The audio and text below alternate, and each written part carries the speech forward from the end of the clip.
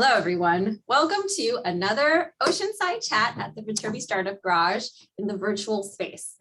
Today, we have Elizabeth Reynolds. She comes to us from Starburst and Scale. She is the program director, and she's in the past served as COO for biotech, mobility, and interactive media companies. She founded two companies and took another one from startup to IPO, which is not easy. If you work with startups, you would know that, or if you're a startup founder, you would also know that. And she was once upon a time director of operations at Cross Campus, which was a co-working incubator space, probably much like the Viterbi Startup Garage. I'm going to hand it over to you, Elizabeth. Please feel free to share your screen and tell us a little bit more about yourself, and I will be quiet now. Thank you so much. Happy to be chatting with everybody today. And if anybody, I'm actually going to say, if anybody wants to ask questions during the presentation, please feel free. Feel free to turn your cameras on and raise your hand. And I may not see everything in presenter view, but I love seeing faces. And yeah, when people ask about my background these days, I just generally say broadly startups. I've been in business operations for close to 20 years, but have been primarily COO or hired adult, as I like to say, for startups over the last 10.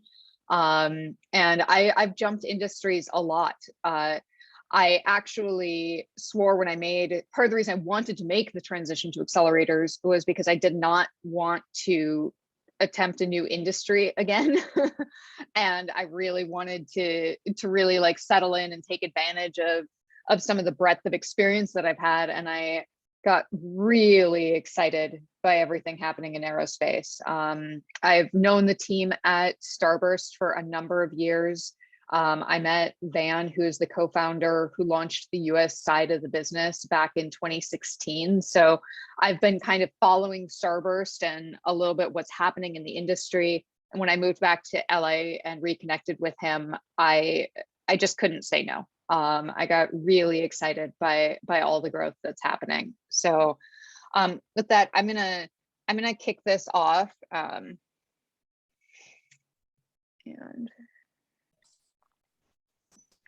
so as was mentioned, I'm the program director for Scale, which is one of our many accelerator programs here at Starburst.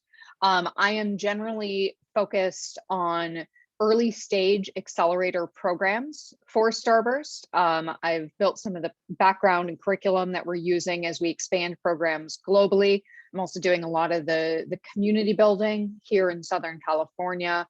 And some of the ops. So a little bit of everything. we're close to 70 full-time employees globally, but we are still very much a startup too. So it's a good adventure. But speaking of aerospace, and this is something that if anybody has thoughts, I'd love to ask this as a real question for people. Will somebody define aerospace for me? What is aerospace? Ooh, that's a tough one.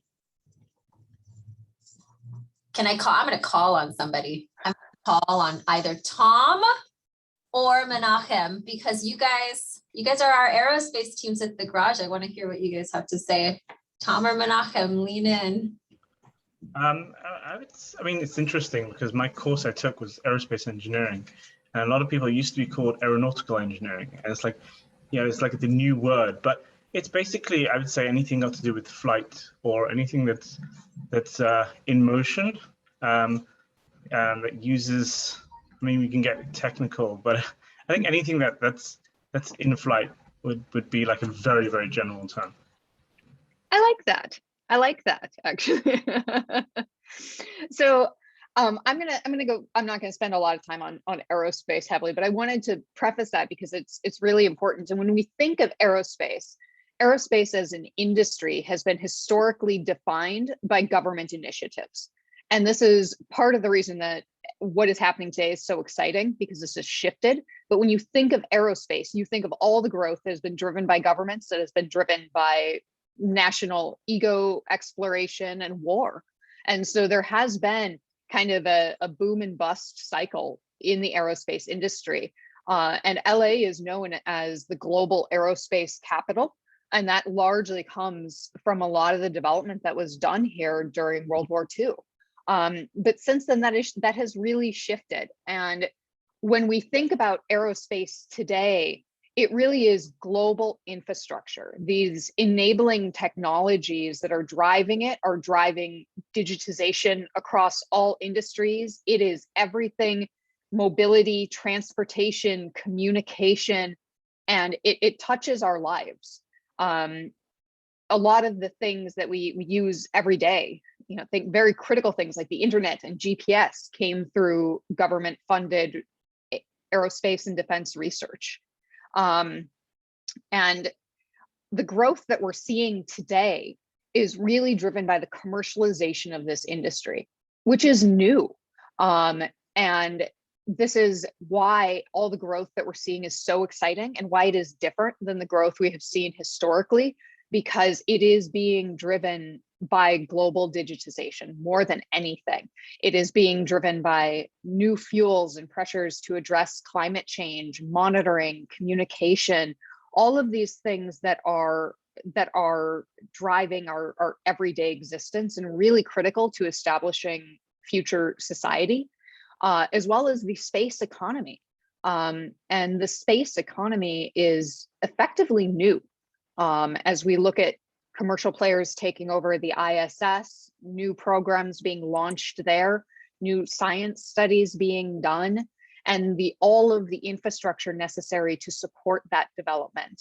So when we think about and look at this boom of entrepreneurial development that is happening in the sector, it is still heavily centered here in the US. It is heavily centered in California. Europe as well has always been a major hub. We're actually talking about this a little earlier. It is historically a little bit more aviation, but when you look at space patents, they are where California used to significantly dominate globally the number of space patents being filed. There are areas in Europe, like in France, for example, that are quickly catching up to that, and a bunch of new work has been done in the last 5 years. And there is a lot of opportunity. And as the commercial potential for this industry becomes clear, there is venture capital here. So this is the thing that has really allowed newcomers like SpaceX to, well, SpaceX was heavily privately funded, but a lot of these other startups that are coming in are able to come in and do so relatively quickly because there is venture capital. Because the timelines to some sort of potential exit now meet the 10-year fund window, and we are seeing really clear application. So in the same brief, I'm going to talk just very briefly a little bit more about Starburst. As I mentioned briefly, we've got at this point almost 70 people globally. We started as an aerospace consulting firm back in 2012, and really we're focused on driving internal innovation in some of these legacy players.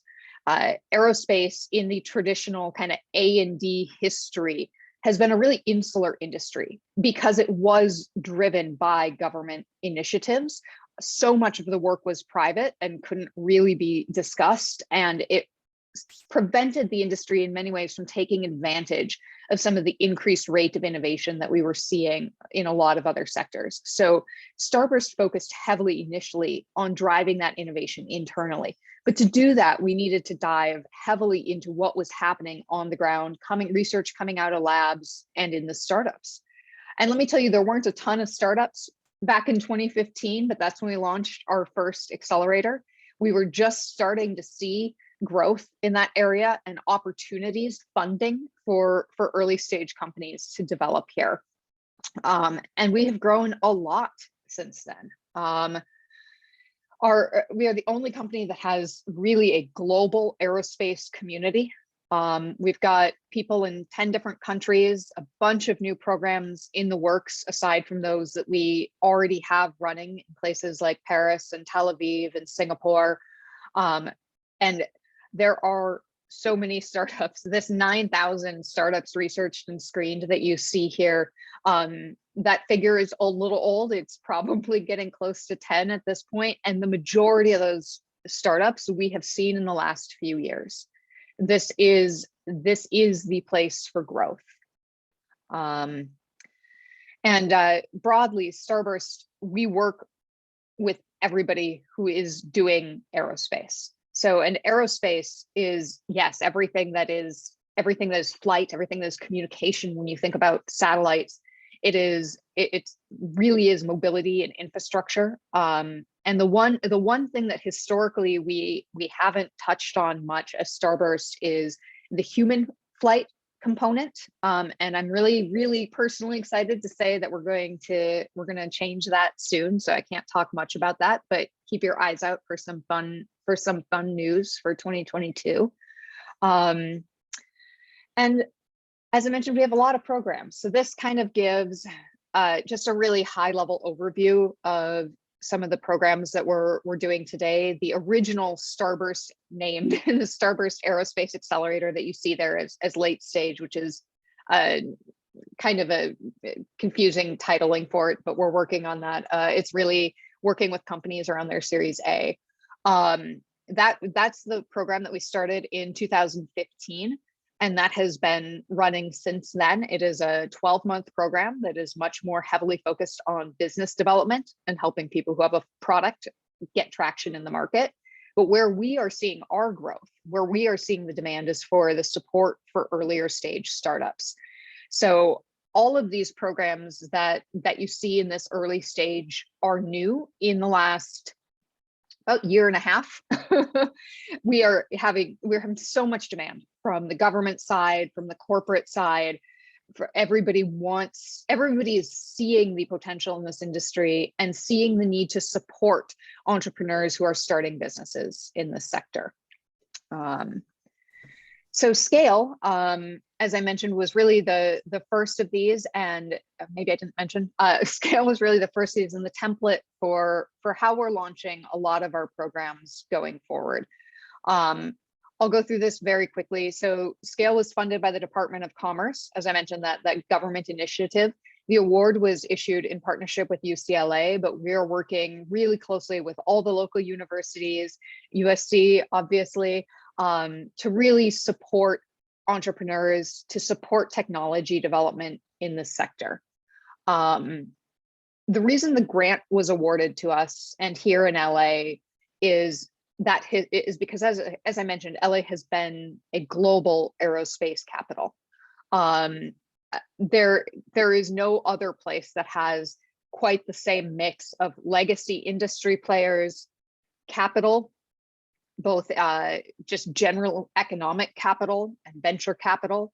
The venture capital graph that you see there is largely bucketed as California, but if you break that out, it is SF first and LA second. We surpass New York at this point with capital being invested. And we have more engineers we graduate more engineers than any other major metropolitan area nationally. There are so many amazing universities and programs here throughout the state, but particularly here in Southern California. And so our goal is to really bring all of these pieces together and build an innovation hub. So just as I mentioned, just very high level, aside from building that innovation hub, our goals are to advance technology development. And we're doing this by looking at TRL level and trying to provide pilot partner opportunities where we're able and help people bring developing technology out into the field. We want to address industry needs, really leverage what we know about these legacy players and about the industry, and help make sure that people have the product market fit that they need, and to drive economic growth. And again, this is really about keeping some of the talent in the region and business creation. So we really want to help these startups who we're working with see success. And that success is our success. And we have a huge network supporting us in this. We have, globally, probably, if I had to guess, 500 or 600 mentors attached to Starburst, people who we can pull on from all walks of life, who have been very successful in their careers across different industries, and who are here to support the founders in our programs. So this is kind of sums up everything I've just been saying, which is kind of why we're confident in our success. And that is largely based on the history that we have in this industry, both with the early Accelerator program and with the work that we have done as a corporate advisor, strategy consultant for corporations and governments. And this aerospace focus allows us to really dive deep into this industry. And this 13-week cohort is slightly different. I'll talk a little bit more about the program here in a second. It's slightly different than the traditional Accelerator program because of that aerospace focus. And we have a network. Again, it's all about this network, both venture and outside of network, of people who are actively engaged in aerospace and looking to support this industry. So high level, if we were to kind of bucket the focus of the curriculum, we have maybe a third of the time focused on some of the kind of startup 101, including raising money in this. And we talk as well, we spend about a third of the program on storytelling. And again, this branches everything from brand definition to website to, again, developing your pitch for both potential clients and partners and investors. And then we dive deep into the aerospace industry and really help people understand how to do customer discovery here, help them do that customer discovery and really define that product market fit. It's really easy to build a product first and then try to find a place for it in the market. But that is challenging. And what you really need to do to see success is to have an idea and to start forming it, but then to get that industry feedback and continue to make sure that you are building something that the industry really needs. And that may not look exactly like what you thought it did when you went in. So that's something that we focus on a lot because we are working with companies around that pre-seed seed stage. And again, I certainly don't know everything. And we lean heavily on our network to come in and teach a lot of the content for our startups. And we pull from people from private sector, from academia, and from government as well to come in and share their expertise and to make connection with people. We want this opportunity for everyone who participates in our programs to get face time with these people who are leaders in their industries, who can open other doors down the road. And this is one way for us to do this because it makes it a part of the program rather than having everybody devote extra time to mentorship as well, which obviously adds its own value. And we lean on heavily as well, but this helps that network expansion and quickly. We also do bi-weekly pitch practices and we bring in investors to participate in those. Everybody knows that practice makes perfect, but until you are actually raising money, you don't really have a good sense of what that feels like to pitch so many times. And it is a serious hustle and everybody has a different opinion about exactly what they want to hear and what you should be doing. And so by doing these regular pitch practices, it really helps our founders get an idea of what it's like to go out and raise a round if they haven't done so yet. And again, I'm just going to, we're going to network. It's all network, right? The VC community is relatively small and everybody knows each other. So if you can make a good connection with somebody, it allows them to open up other doors for you. Even if they aren't the right investor for you, they may know somebody who is. And so having this opportunity to build an actual personal rapport with someone and to be able to email them when you are raising and ask questions or to get intros is really valuable. And we also, just for fun, get to bring in some really, really exciting speakers. And this, again, these are people who are maybe a little harder to lean on for a lunch date later down the road, but we take advantage of the Starburst name and brand to bring in people to share their personal stories and to hear from people who have really helped shape this industry, and who've paved the way for a lot of the work being done today. And again, community. I've talked a lot about network, but I also want to emphasize community, because it's also about the relationships that you build going through these programs. And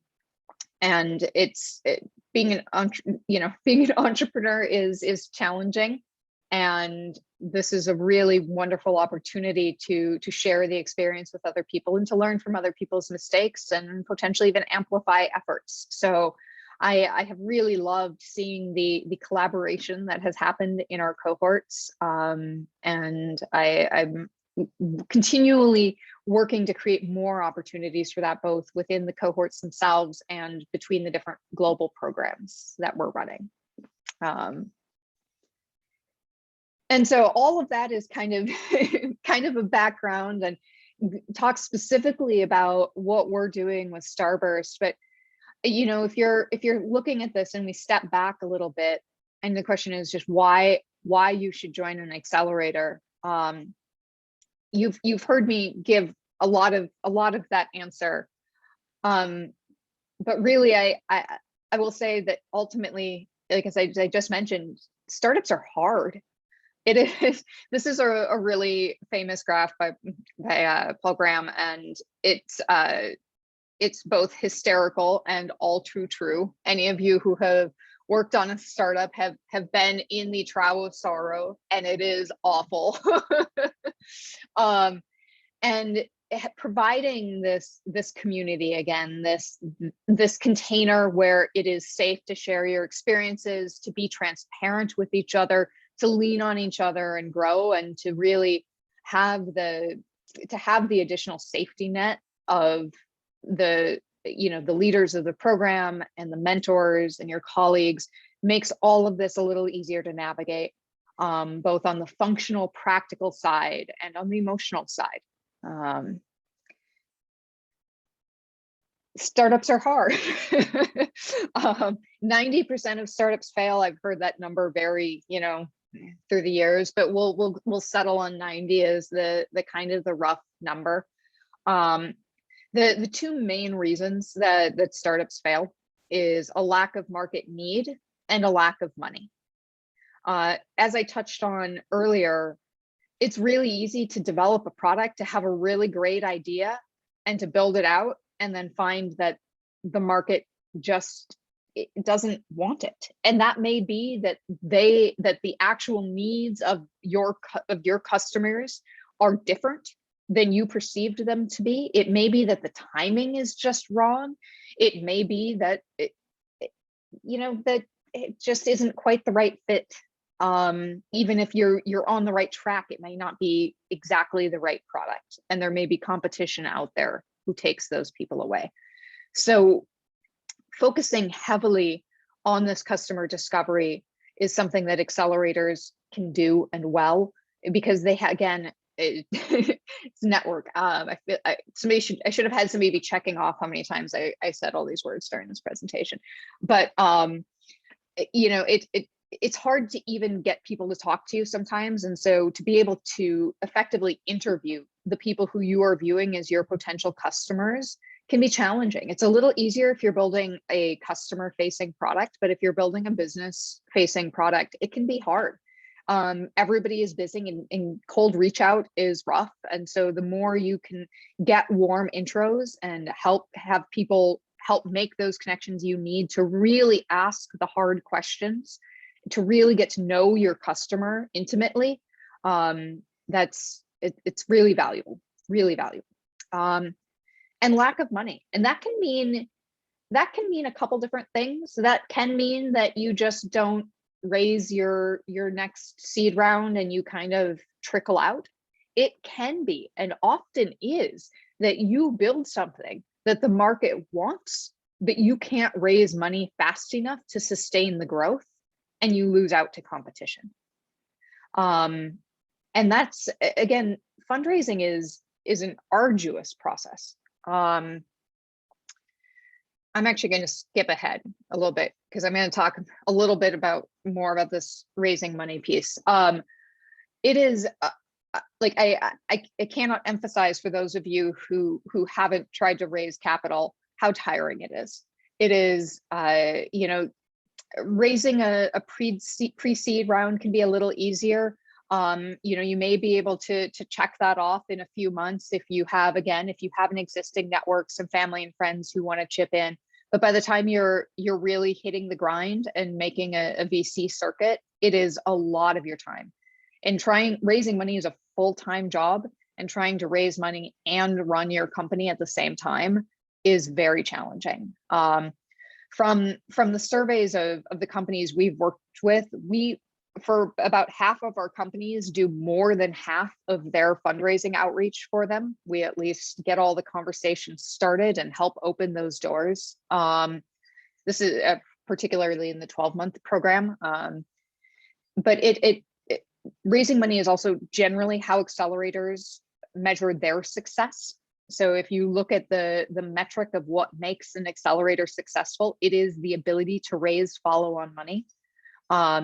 And I love that at this point we are at 60% for Starburst. That's a really great number. Anything around 40% is considered a success for an accelerator. And some of these numbers that you're seeing here are aerospace specific, but they're also that some of them are pretty general. Around 15% is pretty typical for risk for rate for startups. So I'm gonna so going back, what leads to success? All of these things kind of tie into these things that we were just discussing. Again, being really customer obsessed is key to make sure that you are building the product that the market actually wants, and to be really focused on addressing that problem. And timing, of course, which we have limited control over, but the more market research that you do, the more you will be able to kind of tune to that. And it sucks to be first, by the way.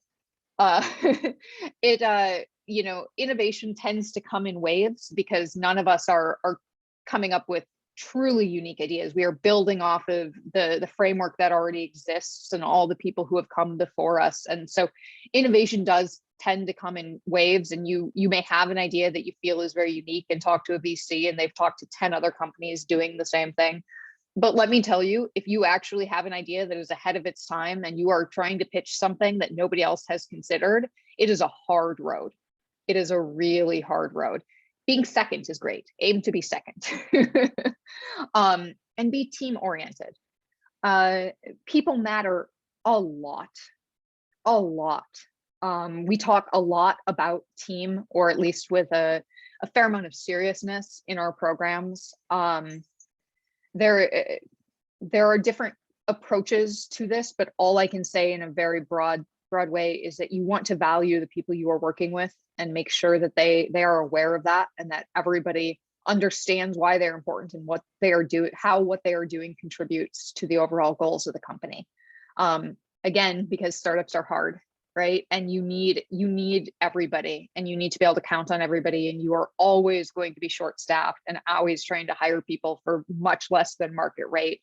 And so you need to create a community and a culture internally that plays some of that same role that an accelerator might. And network one last time. So again, as we talk about customer discovery, I just wanted to share this up because this is some of our corporate partners who have been consulting customers of ours, who are partners in our programs, mentors for our startups. And this is our aerospace focus. So this is what allows us to be successful. And so when you ask which accelerator is right for you, these are all the things that you want to consider. You really want to consider where you are in your growth, what your industry focus is. If you are approaching an industry that is difficult to penetrate, as aerospace is, make sure that you are working with people who know that industry well. And for more niche markets like biomed tech, you're going to want to be somewhere that is specifically focused on that industry, because otherwise you're not going to get a lot out of the program. The truth is that there are all the information that you need to build a startup from like a very practical standpoint is out there. There is so much information out in the world, so many great books, so many resources online. The main thing that you want to find in an accelerator is a program that provides the community support that you want during this time and the opportunity to amplify your network, to help you talk to your customers and really define your technology roadmap and make sure that you are building what people want to see. And that's kind of it, I think. So I'm gonna throw this up there. If anybody wants to reach me, this is a group email address that goes to a handful of us on the team. But if you want to learn more about Starburst or Scale in specific, please feel free to shoot me a note, and happy to chat with you. And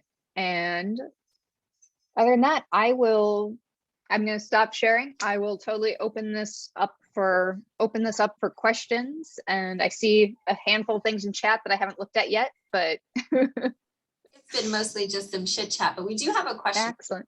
And Yeah. would you mind asking it live? Sure. I just wanted to ask more about like what would be your ideal startup in terms of size, technology readiness to where they are in terms of market fit. Yeah. So that varies a little bit by program. For Scale in specific, we are looking for companies who are somewhere around that pre-seed. We are looking for some sort of early traction. That may be a friends and family round. It may be a SBIR grant. If it's something that is more software focused, it may be beta customers. And TRL varies a lot. Obviously, like working with the wide range of technologies, we've, for folks on the software side, we've worked with companies who are at a TRL 7 or 8, and are just looking to really get traction in the market again and really dive into that. And to companies who are building, supersonic jets and are closer to a TRL 3. For some of the other programs that varies. With the program Blast in Paris, it is done with a more integrated university relationship, and so it's easier for us to do early ideation. And that program is working with a couple of professors who have not yet formed the company but are thinking about it. And programs like our Singapore Aviation Accelerator, which is done solely with corporate partners who are looking to solve immediate problems, that we are looking for people who are at least a TRL 7 or 8, because we want to have that product ready to go into market as soon as possible. Thank you. Yeah. We have another question in the chat with Connie. Connie, are you there? Yeah, hi, can you hear me? Yeah. Thanks for the talk. I had a question about urban drones that were mentioned in like your aerospace industry slide, but it seems like this space would have a little bit of a different need than like a space startup. Would you say that like low flying UAVs would still be like a good fit, or should we look for accelerators specifically for like urban spaces or something like that? What are your thoughts on it? No, it's definitely aerospace. So we do a lot with urban air mobility. Some of our partners are like Urban Mobility Labs here in LA, who are the city's spin out program focused on building urban air mobility here, are partners of ours. And yeah, it is. That's definitely an area that we work. So obviously regulation is different in low air, but functionally the engineering requirements are similar. Sure. And yeah. Could I ask a follow-up question? Is Yeah. that if our idea is like mostly software, do you have any requirements where like, does it have to have a hardware component? No, we have Okay. we have a number of pure software companies. Okay, it's good to know. Thank you. Yeah. Elizabeth, I have a few basic, kind of like general style questions just about applications and things like that. I think Yeah. It's always nice to get advice about what you should do, but sometimes I feel the most interesting stories are the like horror stories where you learn about like what you definitely shouldn't do. And I'm just wondering if you have any specifics about common mistakes that applicants have made, applications that you've seen come through. Kind of what are the pitfalls that teams should avoid when applying to an accelerator program? I think the biggest thing is understanding again what the specifics of that program are. We always have a handful of startups apply who don't have any sort of clear aerospace application, and I'm always a little confused as to how they found us in the first place. Or the other thing I guess is that if you're building a company that doesn't look like a startup, you need to address that clearly. And that may be that you've had a company that's, it's specifically in aerospace there, it may be a company that's been in existence for 10 years, but funded by government grants, and they now have a product that they're looking to scale up. And when I look at that company from a high level and I see that it's been around for 10 years, that doesn't sound like something that has that high growth startup potential. Otherwise, just try to communicate what you do clearly and concisely with all things. And this is the same thing that you want to think about when you're pitching to VCs. We're looking at a lot of applications and a lot of companies. So understand as much as you can really what your unique value proposition is. And again, like time is always of an essence, right? So these applications for programs are often done very quickly, or maybe by somebody who is not a founder in the company. But as much as possible, have a blurb that is clear and concise and understandable by people who are not in your company. So if it's a highly technical project, you want to be able to speak about it in layperson terms, and you want to be able to speak about it in somewhat concise terms, because my bandwidth is relatively low. And if there's an opportunity to attach a deck, you should probably attach a deck.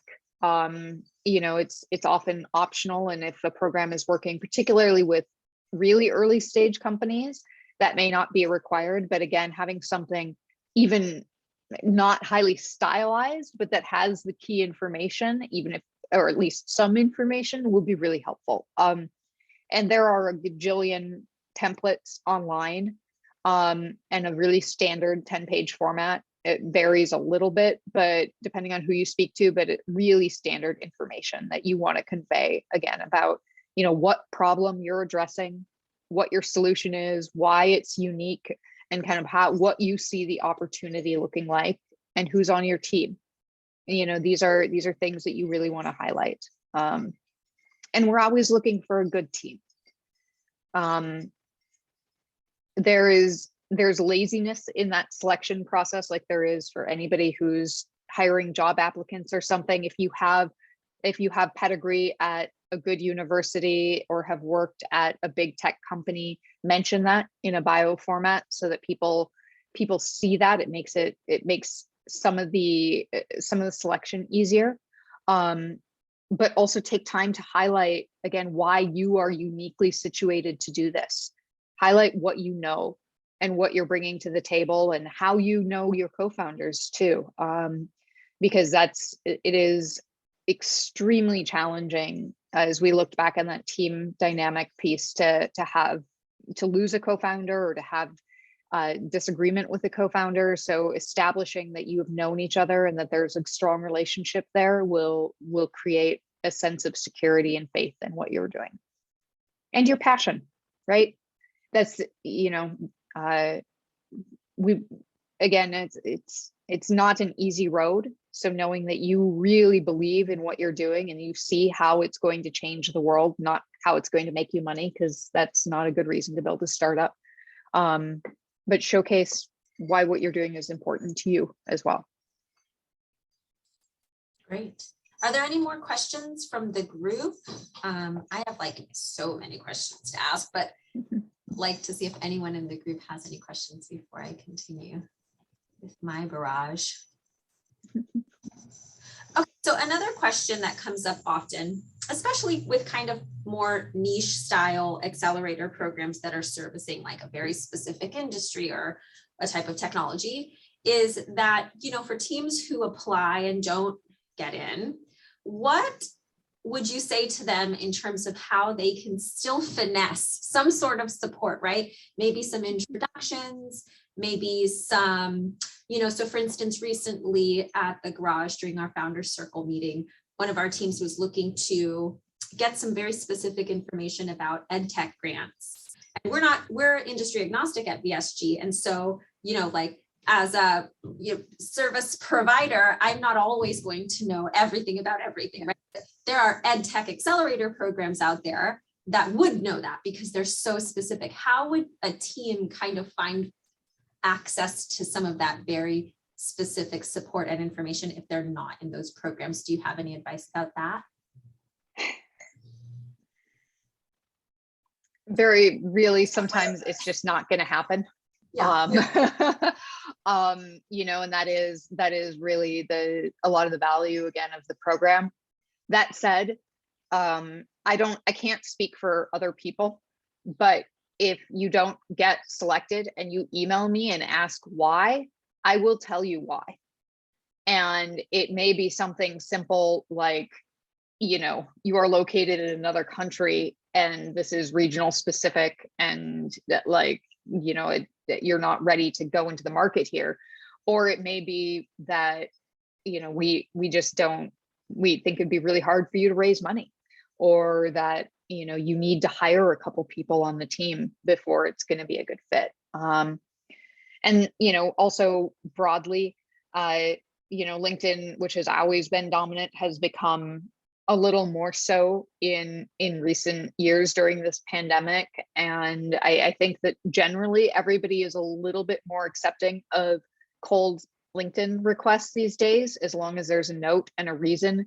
So if somebody applies to the program and doesn't get in and shoots me a note, you know, a friend request or whatever on LinkedIn during the application process and says, hey, I just applied, I'm really excited, like, I'm gonna say yes to that. And then though I may not be willing to do heavy lifting to make intros, that gives you a connection to a really vast network suddenly of investors and industry people. So, and part of it just may be timing as well. So if you don't get into an accelerator once, don't assume that you're never going to. But again, it's important to ask for candid feedback about what didn't work.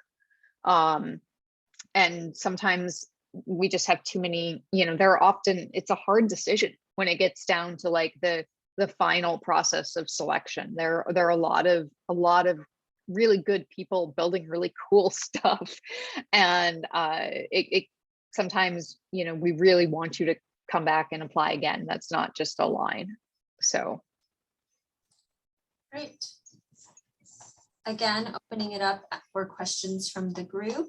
And come to events too. You know, we do occasional events that are just open to the public as well.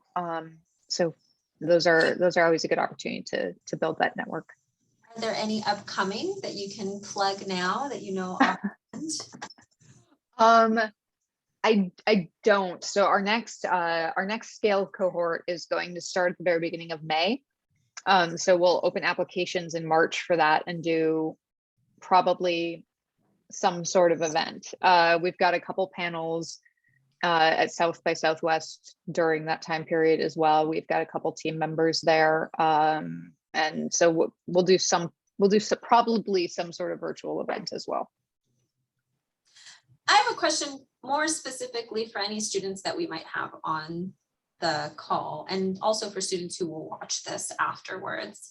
You know, I know that there are like in that kind of distribution of all the different types of programs that Starburst did. There's the tech transfer that kind of happens right at the scale section. And, you know, students are oftentimes just weighing their options in terms of what they're going to do with their life once they've graduated. And so I'm just wondering, are there opportunities that you would kind of like encourage the student population to look into, so that when they are ready to make the leap of faith into becoming a startup founder, that, you know, they're taking advantage of the things that they could while they're still at the university? So for instance, I know you're partnered with UCLA, and there are definitely things at USC. So any advice for students?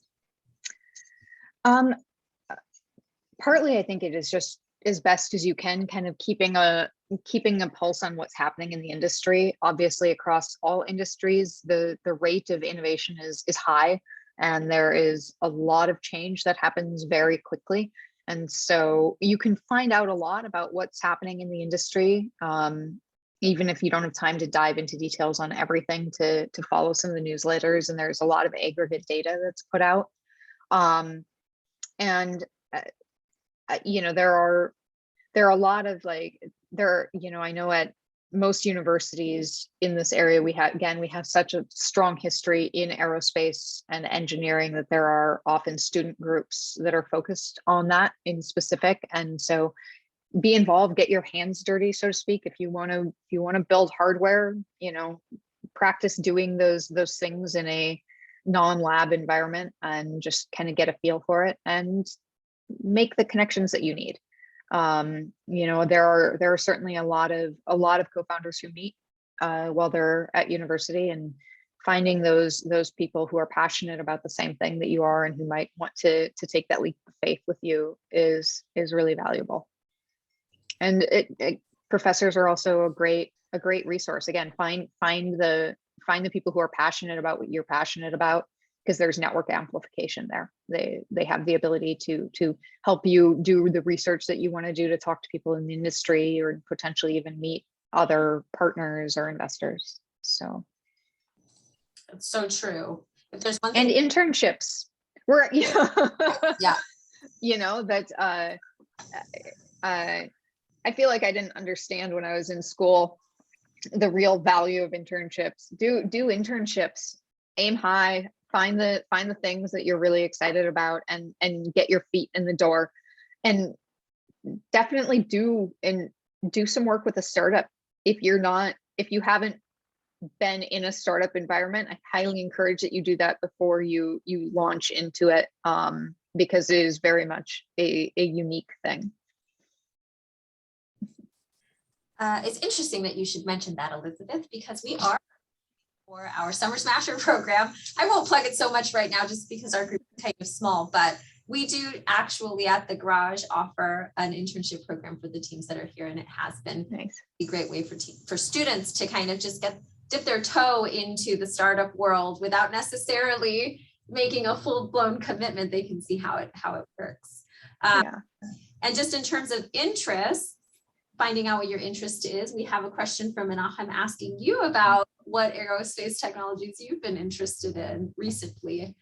Maybe just in general, how did you end up in this space? Well, how I ended up here is just because I'm kind of a junkie for cool innovation and technology and discussions about what the future is going to look like. But I am really excited for a lot of, I think, the things that are going to start impacting our everyday life.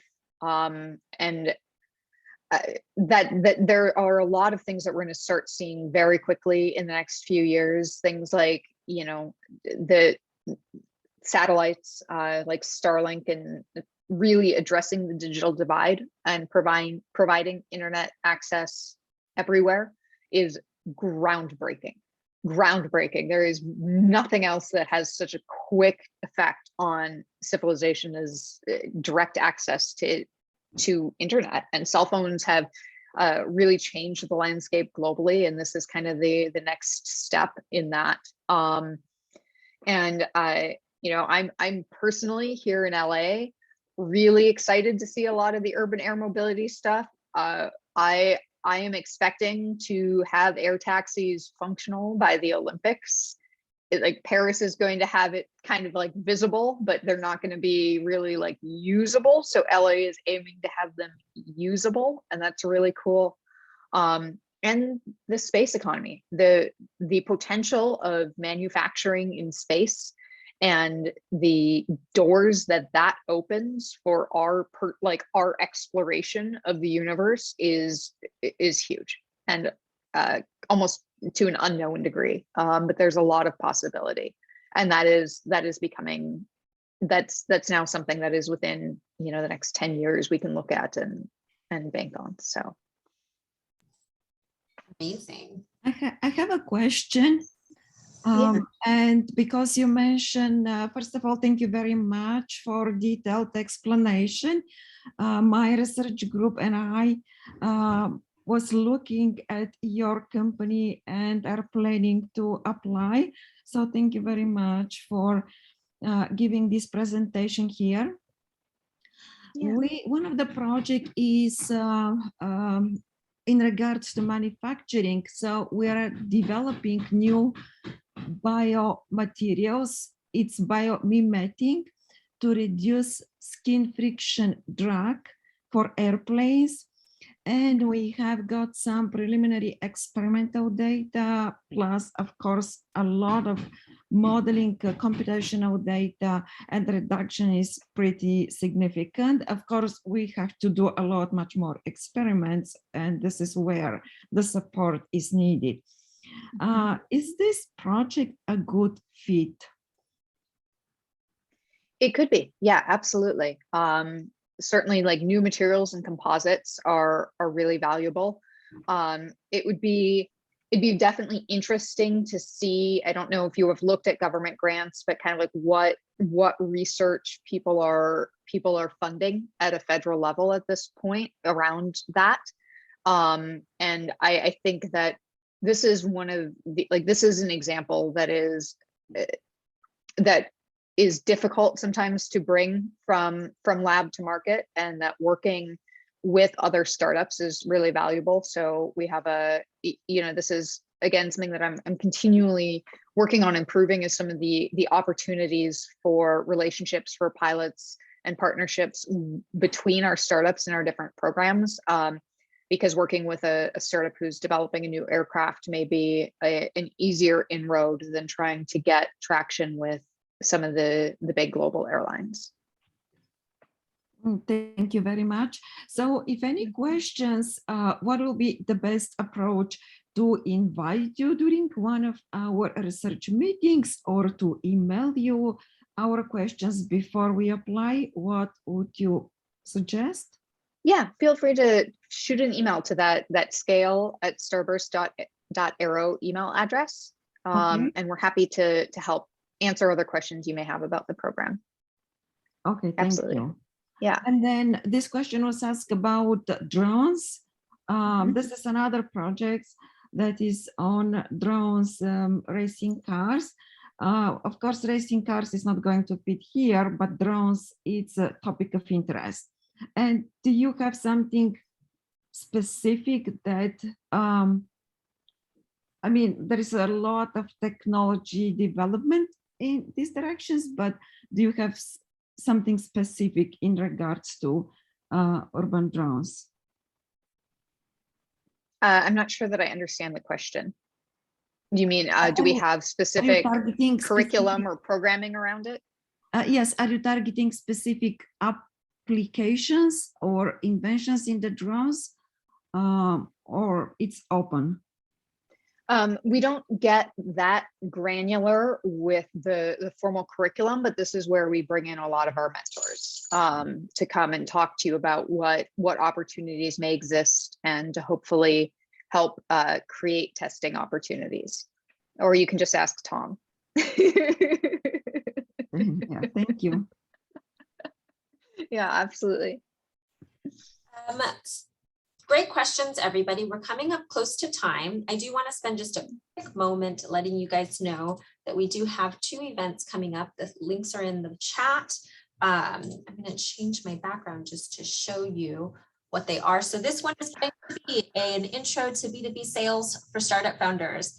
This guy, his name is Joe Benjamin. I do think that sales goes easier when you have a first name for your first and last name. Joe Benjamin, so easy to remember, right? You guys can obviously use the QR code for on your cell phone now to go to the webpage in RSVP, but I will also just send out the links to these things at the end of our meeting today, along with the video that we've taken. And then in a couple of weeks, we have another event. This is going to be more on the funding side of startups. And again, these, just like Elizabeth said, are just great opportunities to get in contact with people who you might have trouble getting in contact otherwise. So, you know, coming to these events, having an opportunity to exchange a conversation, maybe even an email, is a lot easier than it would be to just cold reach any of these people. So please feel free to join us for these events. And I honestly just want to say thank you so much to Elizabeth for taking time to come and talk to us about scale and Starburst in general, the history of, you know, aerospace and how it's come to be just such a huge space for startups and innovation, and also just giving us some advice on how, you know, to better stand out as an applicant and the do's and don'ts, and answering some of our specific questions. Elizabeth, it's been so great having you here. Thank you so much. Thank you. Thank you for having me. And thanks everybody for spending some time with me today. Yeah. All right. See you guys next time. Everyone.